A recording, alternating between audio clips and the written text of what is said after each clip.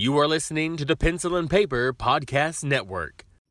I'm Katrina, and I love anime. I'm Steven, and I'm aware of anime. But what if that affection could rub off? Perhaps that excitement in her eyes got me curious. I could offer up some solid anime. I could give them a watch, just to see what all the fuss is about. And maybe, just maybe, I could learn to love anime too. welcome to Inspired by a Weeaboo.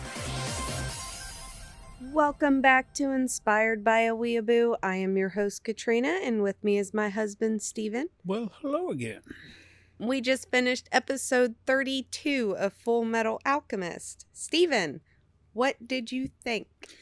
Well, first of all, let's talk about the glitch that we encountered, because apparently our box set of Fullmetal Alchemist that we're slowly getting through had I don't want to say a scratch because it didn't look like a scratch, but it had a marking, a little smudge that we couldn't get off. And it was mucking up the opening scene of this particular episode. So I didn't get to see what actually happened at the beginning of this episode. I'm assuming we pick up right where we left off. Yes. But then where we had to come ahead of the marking, which we just kind of skipped past the credits and then got to the titles, and luckily it continued to work. We pick up back at the fight, but the fight is no longer happening because all we see is a big gash in the ground, apparently created by Izumi, putting distance between Ed and Al and Wrath. So I'm assuming no fight took place.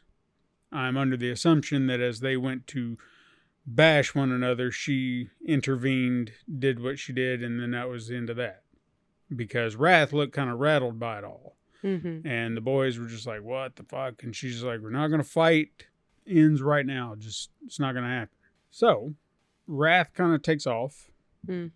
And Bradley, in quotations, shows up with Sloth and encounters the boys. And we're just like, yeah, we heard there's a homunculi running around. You know, do you know anything about that? And, you know, do you know? And then if this wasn't like the biggest red flag for them, I don't know what is, but boy, he just whips out all the knowledge of the homunculi. Like he knows every little detail, and they didn't question it at all. Now, granted, he could know, like the real Bradley could know, but it was just very convenient, the conversation he was having with the boys, that it didn't.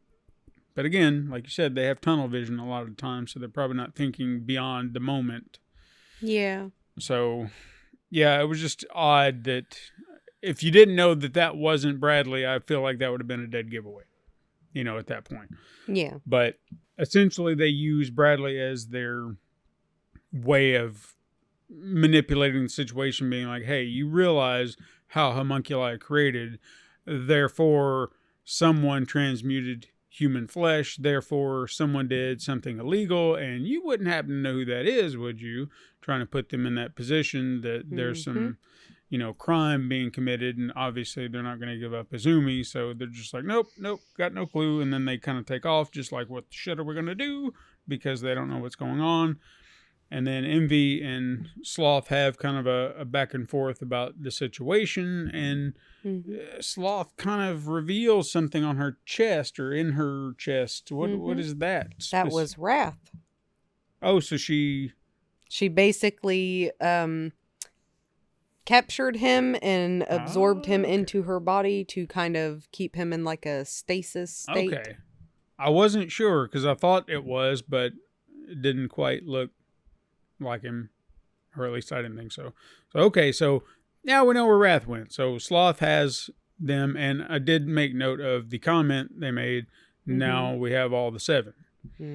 So we still haven't met all the 7, but apparently they're all alive and well, and all in their little group or whatever their reasonings are. I don't know yet. There's only one that has not been openly identified yet. Gotcha. So, what was the other thing? I felt like there was something else in that scene, that I took note of. Maybe I'm misremembering. Doesn't matter. So we kind of cut back to Scar, where he's confronting the exiled man, and they have kind of a back and forth. But at that moment, the military arrives at the camp, and they're pretty much telling everybody who's at this camp, like, hey, you're all going to be relocated. You're going to have to gather up your shit, but you're also going to be identified, registered, all this mess. And then that's when the head of the encampment, or the guy that seems like he's the man in charge. He's kind of like the chieftain. Yeah. He's just like, so you're looking for someone. All right, I got it. And then the little weaselly ass bastard shows back up. I can never remember his name. He's just a little weasel, because that's what I called him back then. He comes up to Mustang just like, I can help you. I can help you find him. You know, I'm going to still get my money. Because, again, that's all he's worried about is his damn pocket. And he goes barreling through the crowd, starting to look for who he's after. And just out of the blue, boom, shot in the head. And you're like, what the shit? Where did that come from? And then shot again. We're not seeing any gunfire. We're not seeing anything. It's just like poof, poof, poof. Like he's just getting shot from afar, only to see that Sloth is hiding. Gluttony, excuse me. Gluttony is in the crowd doing some weird little mouth movements that's blowing bullets somehow. Or just blowing holes into this guy, killing him. And it looked like Lust was right there with him. Yes. But we didn't really see her as detailed as we saw him, but you could tell it was her. And, of course, this was all done to incite a riot. Yep. Because as they do that and everybody starts questioning where did the gunmen go, because even the military started opening fire on the crowd because they started to panic because they didn't know what was going on. Yeah. And then this stirred up everybody. It literally was like a domino effect. Yeah. And like then, everybody was kind of like, what the fuck? And then a military member, they didn't even get technically fired at. One of them tripped in the crowd and accidentally shot off his rifle, and it was like friendly fire and hit another military member. And the other one just saw somebody get shot and was like, oh fuck, and opened fire. So it was just chaos ensued. And then Gluttony and Lust incited the riot by saying, oh, look what they're doing. The military's at it again. They're just trying to kill us. And of course that just stirred everybody up, and then everyone went ballistic. And I kind of wish we'd have stuck with that just a little bit longer, because that was kind of getting interesting, but we didn't come back to that the entire episode, which, again, setting pieces, I understand. But slowly moving. It's like playing several games of chess at the same time. Right. This is why I love to binge watch this show, because there's so much going on, and there's only fragments in each particular episode where something's going on. But again, it's good storytelling the way they're doing it. So it's definitely a show you have to be aware of in the moment. Like, this is not a show that you can just walk into and drop in the middle of it and start watching it and being like, I wonder what this is about. You know, you're going to be completely lost on a lot of stuff if you don't know what's going on. You know, there's a lot going on in every episode. So as that happened, we go back to the boys talking to Izumi, and she's like scolding the hell out of them about what they've done, what they're doing, and whatnot. And they just decide they're going to leave. They leave quietly, and they just... Well, she tells them they are no longer allowed to be her students. Yeah. And that basically, she never told them what she did. Like, they did not know. Obviously, you know, we talked about the last episode, they started putting pieces together, but when they were children, they did not know that Izumi had performed human transmutation. Sure. They didn't know about any of it. So she's looking at it as, I warned you to never do this. I thought I taught you to never do this, and you followed in my footsteps, and that's not what I wanted from you, so I can no longer be your teacher. And they took it as like she was just cutting all ties with them. Right. So they kind of leave with their tail between their legs, just kind of like upset about it, the whole thing. And Winry's like, you know, hey, this doesn't have to be the end, you know, whatever. And Sig even kind of chimes in. He's like, yeah, guys, don't she's no longer your teacher. She can be your equal. Yes. So go back and talk to her like she's an equal. And Winry kind of champions that on and says, yeah, go back. And they both, between the two of them, convince him to do just that. So they run back to her and pretty much demand that she help, because Yes. she's like, no. And they're just like, we're not leaving until you say yes, or that you're going to help us. Mm-hmm. And they are stubborn about it, but it also reflects back to the day that they came looking for her help in the first place, you know, Mm-hmm. wanting to be her students. And what did? They stood their ground and said, we're not leaving until you teach us. Yep. So in this moment, same thing. We're not leaving until you help us. And they even said, we'll shoulder the burden, you know, with you. That's the whole thing. You know, we've all kind of fucked up, but it's our burden to bear, and we're all going to do it together. Mm-hmm. So she sends them on a little journey, said to go meet Dante to go get her some medicine. And they're just like, who is that? Doesn't know, so we'll get around to it. But meanwhile, Archer seems like he's refocused his efforts back to the brothers and trying to see if they might lead him back to Kimberly. Yes. Kimberly and the Chimeras. And the Chimeras.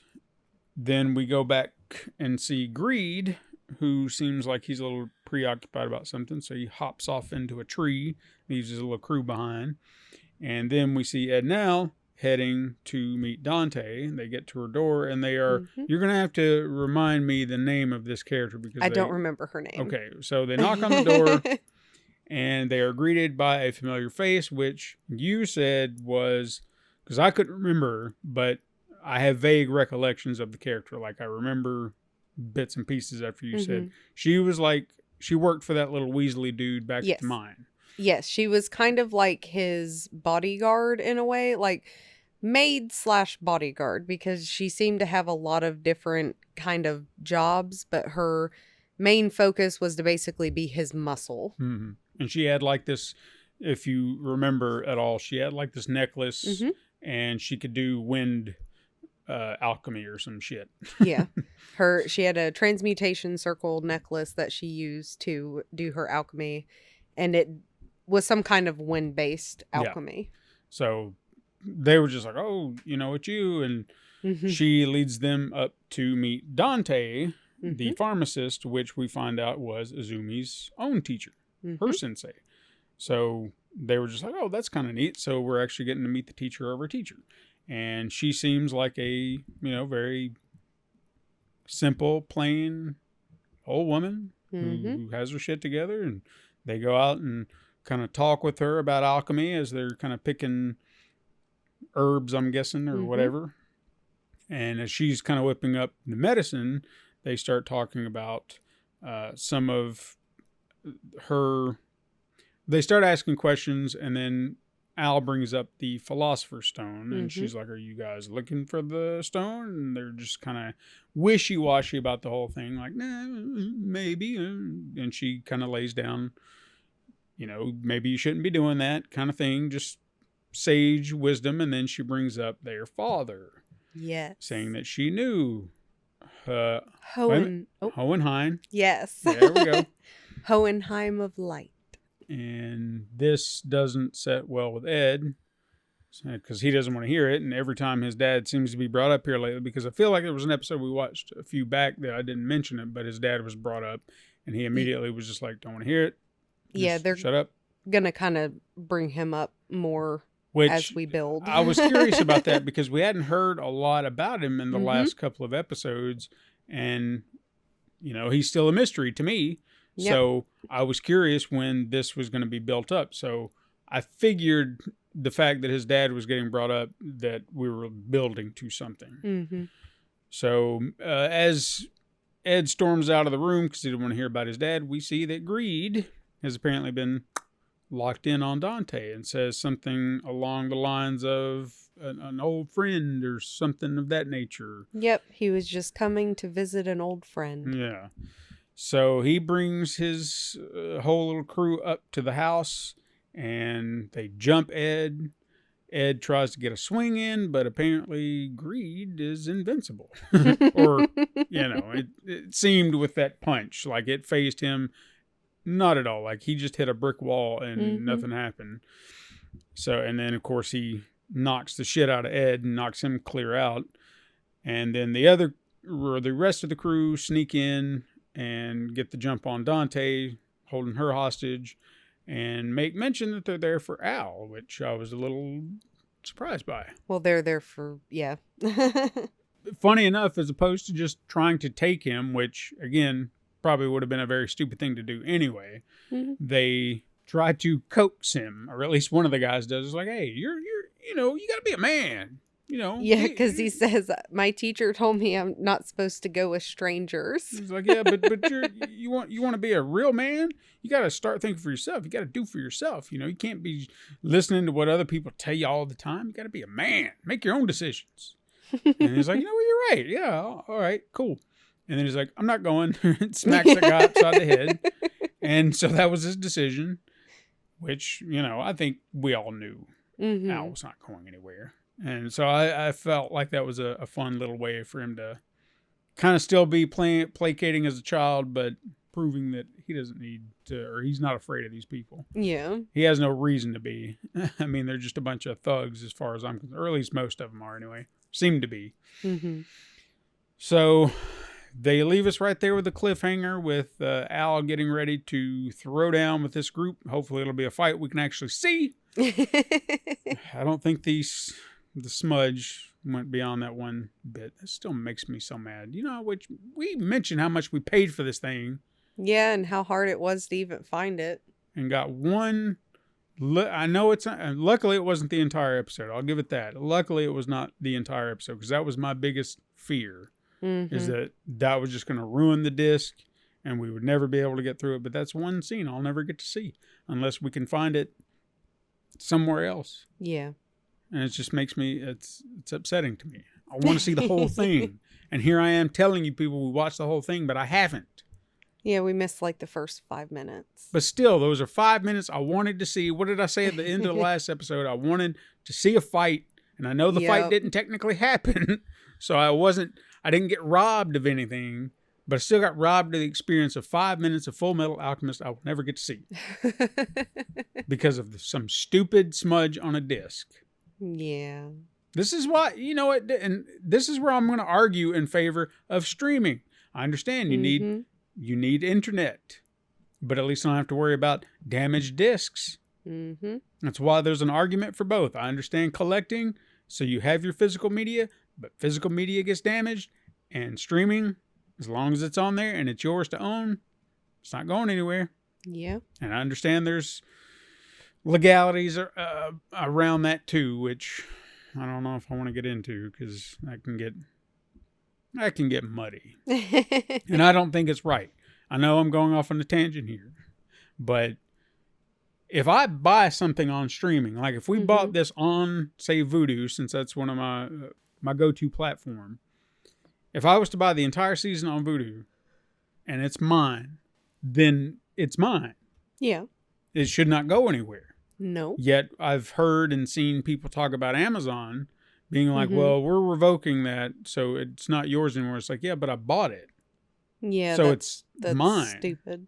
Yeah. I don't think if you put money down to buy a movie on digital streaming, it should be yours forever, just the same as buying a disc. Yeah. There should be no, streaming restriction bullshit in place. You bought it, you own it. Period. Yep. Same goes with video games, and that's another that's another one.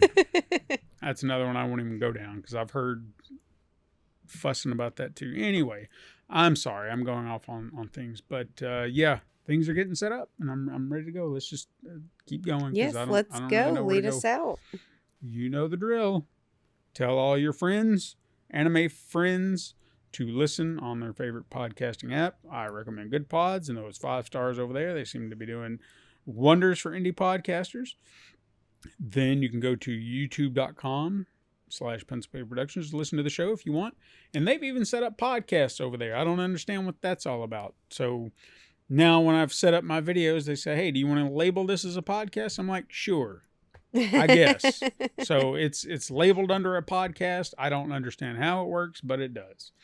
So you can listen over there because people do all the time. And you can support the show by going to patreon.com/pencilpaperproductions. I was putting up episodes early, but I'm lacking on that because, I'm sorry.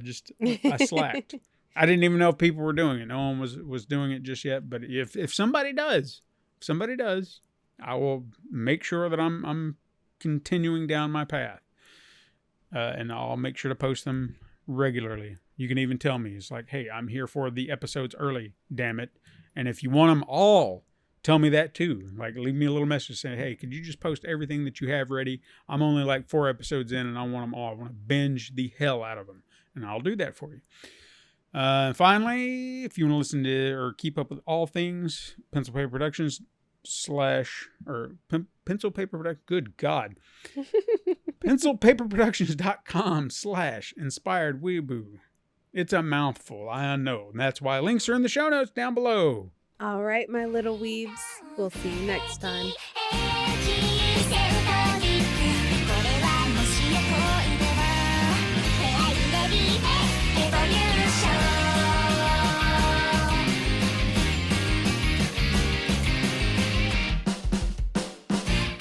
This has been a Pencil and Paper Podcast Network production.